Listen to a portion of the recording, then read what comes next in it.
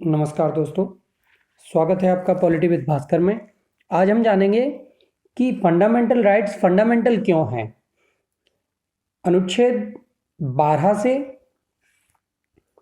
अनुच्छेद 35 तक भारतीय संविधान के मौलिक अधिकारों के बारे में वर्णन किया गया है। तो आखिर मौलिक अधिकारों को मौलिक क्यों कहा गया है और क्या ऐसी विशेषताएं हैं जिसके कारण इन्हें फंडामेंटल राइट्स को फंडामेंटल बोलते हैं, या बाकी राइट्स में क्या फ़र्क है, इन चीज़ों को आज की वीडियो में हम देखेंगे।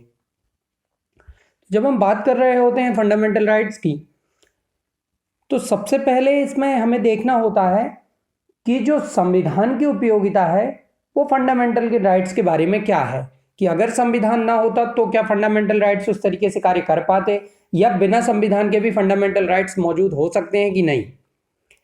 वैसे तो भारतीय संविधान में यूएसए से प्रेरित हैं फंडामेंटल राइट्स,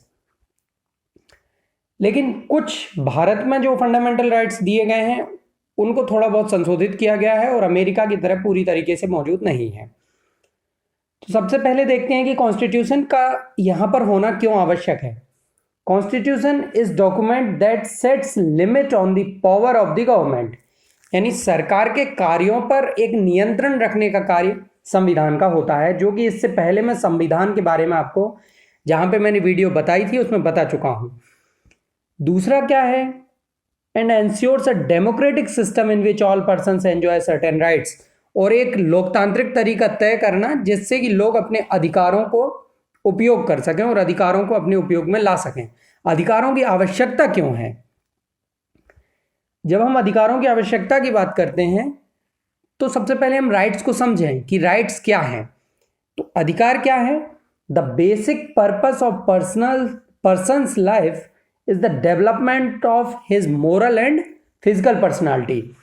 किसी भी व्यक्ति के उसके अपने नैतिक और भौतिक विकास के लिए, भौतिक विकास में जैसे आ जाता है आपको इकोनॉमिक हो गया, पॉलिटिकल डेवलपमेंट हो गया, सोशल उसका डेवलपमेंट हो गए, तो उसके अपने भौतिक जो विचार, भौतिक जो भी क्रियाएं हैं उनको करने के लिए और उसके अपने नैतिक उत्थान के लिए राज्य कुछ आवश्यक शर्तें जो हैं वो देता है, और जब ये शर्तें किसी एक विशेष स्थिति में राज्य के द्वारा दी जाती हैं, यही कहलाते हैं अधिकार।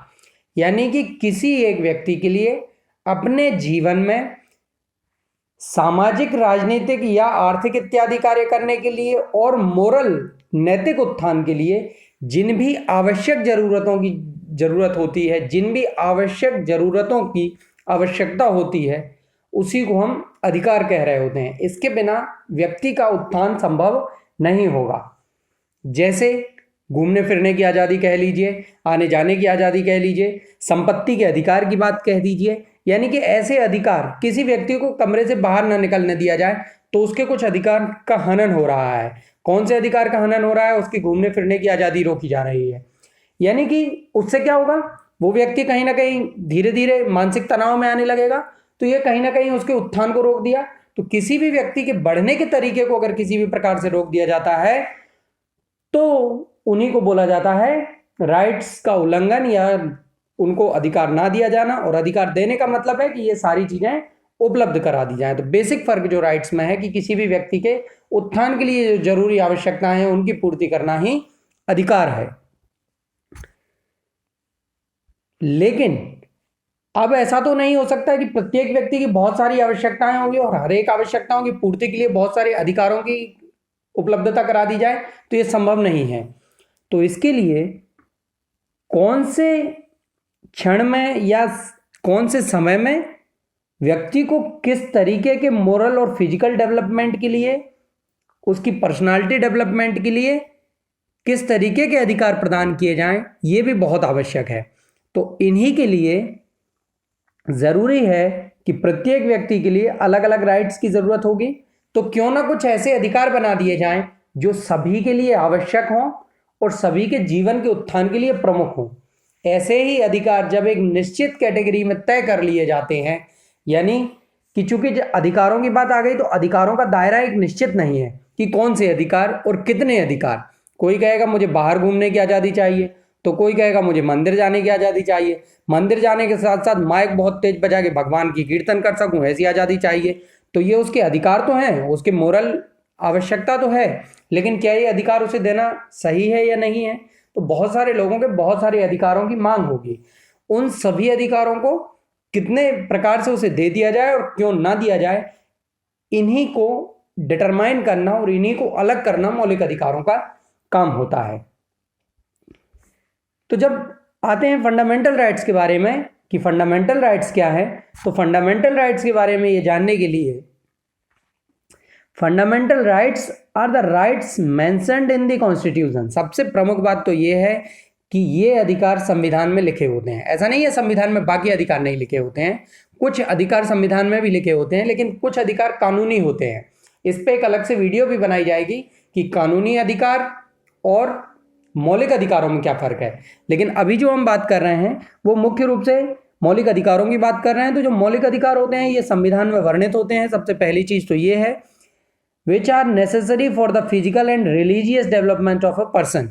किसी भी व्यक्ति के धार्मिक और नैतिक तथा भौतिक जीवन के लिए बहुत ही आवश्यक हैं। जैसे कि पैसा कमाना है किसी व्यक्ति को घर कहीं पे बनाना है, ये भौतिक चीजें हो गई। इनके लिए उस व्यक्ति के लिए यानी ये फिजिकल चीजों के लिए उस व्यक्ति के लिए कुछ अधिकार प्रोवाइड किए जाएं, such as social, economic and political और मोरल। इस तरीके के जो भी अधिकार प्रदान किए जाएं वो सभी क्या है, फंडामेंटल राइट्स है। यानी कि एक व्यक्ति के जीवन जीने के लिए कुछ आवश्यक अधिकार जो कि संविधान में निर्दिष्ट कर दिए गए हों वो फंडामेंटल राइट्स हैं। लेकिन क्या इतना ही कहना सब फंडामेंटल राइट्स काफी है? तो नहीं, इसके लिए कुछ और शर्तें भी हैं। एक शर्त क्या है, the constitution lists the rights that were to be protected and has been called fundamental right. यानी सबसे महत्वपूर्ण चीज ये है कि वो प्रोटेक्टेड होने चाहिए, यानी कि किसी साधारण कानून से या लेजिस्लेचर के द्वारा, यानी कि कोई भी विधानसभाएं या कोई भी साधारण कानून या कार्यपालिका यानी कि एग्जीक्यूटिव के द्वारा इसे खत्म न किया जा सके, वो फंडामेंटल राइट्स है। यानी कि कोई भी कानून, यदि ऐसा कानून जो कि बनाया जाता है और फंडामेंटल राइट्स को उल्लंघन करता है या इन्हें खत्म करता है तो उसे कैंसिल कर दिया जाए। इसीलिए इनको क्या बोला जा रहा है, फंडामेंटल राइट्स बोला जा रहा है। दूसरा, fundamental rights are extremely important and are therefore listed in the constitution and special provisions have been made to protect them. एक तो ये संविधान में दिए होते हैं और दूसरा संविधान में इनको प्रोटेक्ट करने के लिए एक स्पेशल प्रोविजन भी दिया होता है कि कैसे ये प्रोटेक्ट होंगे। They are so important that the constitution itself ensures that even the government can not violate them. यानी कि कॉन्स्टिट्यूशन में ये चीज भी दी होती है कि यदि गवर्नमेंट इसको वायलेट कर रही है तो उसके लिए क्या प्रावधान होने चाहिए और किस तरीके से इसके वायलेशन को रोका जा सकता है। तो साधारण अधिकार और फंडामेंटल राइट्स में अब हमें क्या फर्क समझ में आया। फंडामेंटल राइट्स जो होते हैं वो प्रोटेक्ट किए जाते हैं और एकदम फिक्स, यानी कि कुछ अधिकार दिए होते हैं। और साधारण अधिकार, बहुत सारे अधिकार हो सकते हैं लेकिन वो कॉन्स्टिट्यूशन के द्वारा इतने प्रोटेक्ट नहीं किए जाते जितने की फंडामेंटल राइट्स को प्रोटेक्ट किया जाता है। जैसे अगर हम बात करें protection of life and personal liberty, यानी कि किसी व्यक्ति को जीवन जीने का अधिकार प्राप्त होना चाहिए। ऐसा नहीं है कि किसी भी व्यक्ति को किसी भी तरीके से मारा जा सकता है, लेकिन ध्यान रहे मर्डर तो होते हैं लगातार, तो क्या वो रुक जाते हैं या प्रोटेक्ट हो जाते हैं? तो यहाँ पे ध्यान देने वाली बात सबसे बड़ी चीज ये है कि जो भी फंडामेंटल राइट्स दिए जाते हैं वो राज्य के खिलाफ यानी कि स्टेट के खिलाफ होते हैं, नेगेटिव रोल प्ले करते हैं। यानी स्टेट के लिए नेगेटिव होते हैं। राज्य के खिलाफ मौजूद होने का मतलब ही है कि व्यक्ति को अधिकार मिले हैं, इसका मतलब है कि राज्य उनको वायलेट नहीं कर पाएगा। और स्टेट जब भी कोई रूल बनाएगा तो फंडामेंटल राइट्स को ध्यान में रखेगा। यदि स्टेट्स फंडामेंटल राइट्स को वायलेट करता है तो वो रूल कैंसिल माना जाएगा। कैंसिल कैसे माना जाएगा? इस चीज के लिए कॉन्स्टिट्यूशन बाकायदा ये चीज प्रोवाइड कर देता है कि आप इसको कैसे कैंसिल कर सकते हैं। इंडियन कॉन्स्टिट्यूशन में आर्टिकल 12 में स्टेट की डेफिनेशन दी गई है और जब आप आर्टिकल 32 देखते हैं तो 32 में दिया गया है कि आप सीधे सुप्रीम कोर्ट या हाई कोर्ट, या ऐसा नहीं है कि आप दूसरे कोर्ट्स नहीं जा सकते हैं, जा सकते हैं, लेकिन सीधे सुप्रीम कोर्ट जाने की अनुमति है। यानी कि ये बहुत बड़ी शक्ति आपको दी गई है कि जब भी भारत में संविधान के मौलिक अधिकारों में उल्लंघन हो रहा हो, किसी भी व्यक्ति के मौलिक अधिकारों का उल्लंघन किया जा रहा हो, तो अनुच्छेद 32 के तहत सीधे सुप्रीम कोर्ट में अपील की जा सकती है और उनको लागू करने के लिए सुप्रीम कोर्ट कुछ रिट जारी करता है।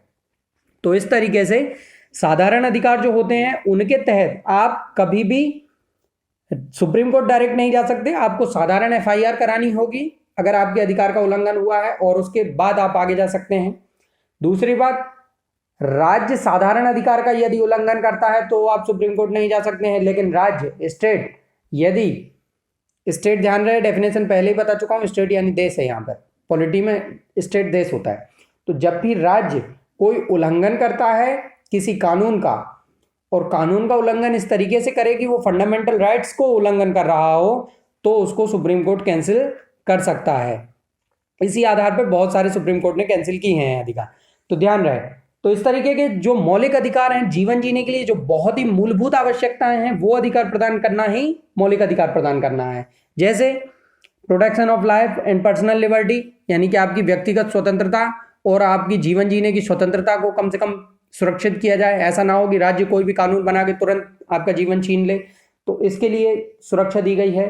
कोई भी ऐसा कानून राज्य ना बनाए जैसे कि आपकी पर्सनल लिबर्टी पे हमला हो कि पुलिस ने किसी भी समय आपको डंडा मार दिया, तो ये सारी चीजें आपकी पर्सनल लिबर्टी वाली बात है, ये आर्टिकल 21 में दी गई हैं। इसी तरीके से कुछ अधिकार दिए गए हैं, एग्जांपल के तौर पे देख सकते हैं, life for self protection such as the right to freedom of movement, speech and livelihood, यानी कि आपकी खुद की ऐसी स्वतंत्रताएं आपको प्रदान की जाए, जैसे कि आपको बोलने की आज़ादी, घूमने फिरने की आज़ादी, आजीविका आप किस तरीके से चलाना चाहते हैं, कैसे रहना चाहते हैं, इस चीज़ की आज़ादी। क्योंकि व्यक्ति को जीवन जीने के लिए घूमना फिरना, अपनी अभिव्यक्ति करना और साथ में जीवन कैसे चलाना है उसकी भी आज़ादी उसे होनी चाहिए, ये भी मौलिक अधिकार में है। Right to equality for living equal life, यानी कि सभी को समान अधिकार मिलना चाहिए, समानता का अधिकार होना चाहिए। वर्तमान में जैसे जैसे समय आगे बढ़ता जा रहा है, कुछ मौलिक अधिकारों की वृद्धि होती जा रही है, जैसे सुप्रीम कोर्ट ने कह दिया है गरिमापूर्ण जीवन होना चाहिए, यानी अच्छे से व्यक्ति जीवन जिए। ऐसा नहीं है कि सिर्फ जीवन जी रहा हो, अच्छे से जीवन जीने के लिए भी राज्य उसको सहायता करे।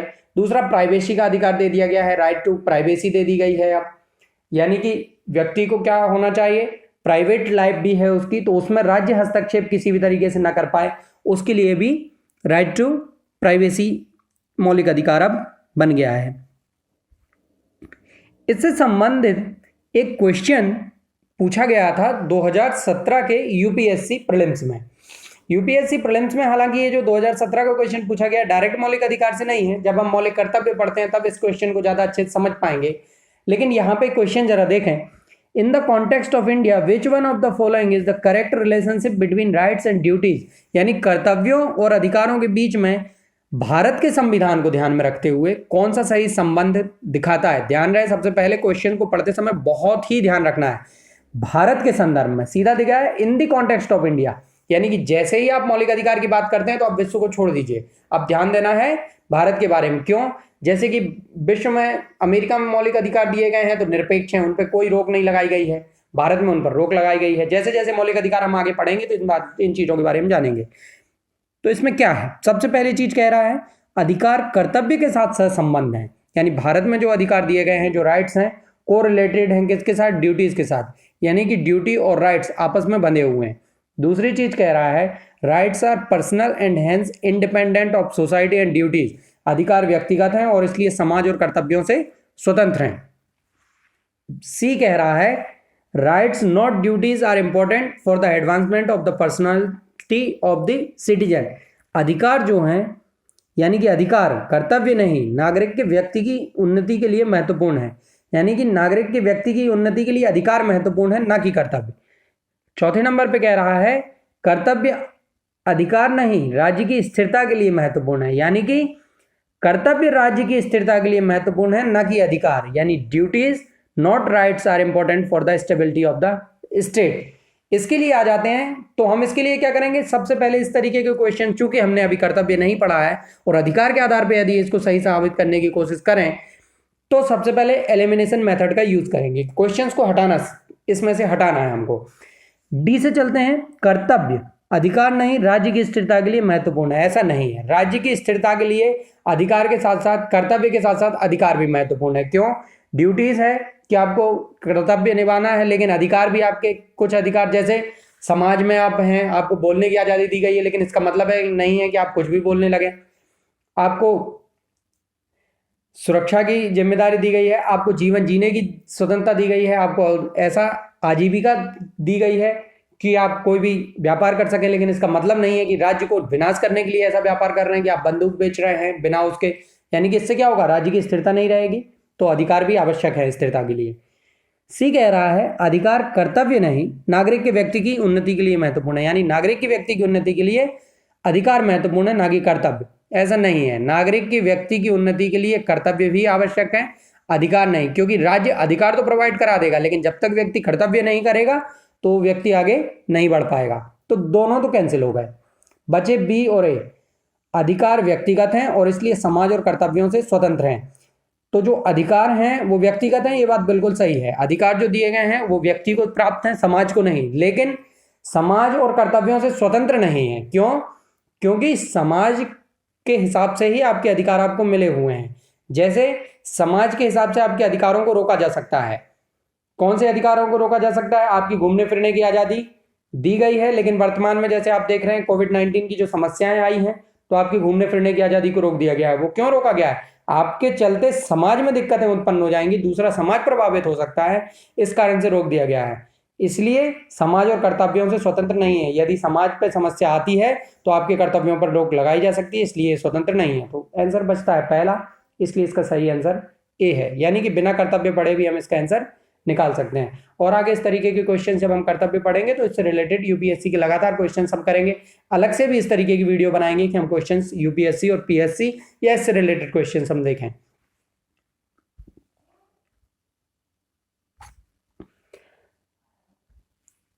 Thank you so much. Subscribe करें, शेयर करें। पॉलिटी विद भास्कर में आपका स्वागत। Thank you so much.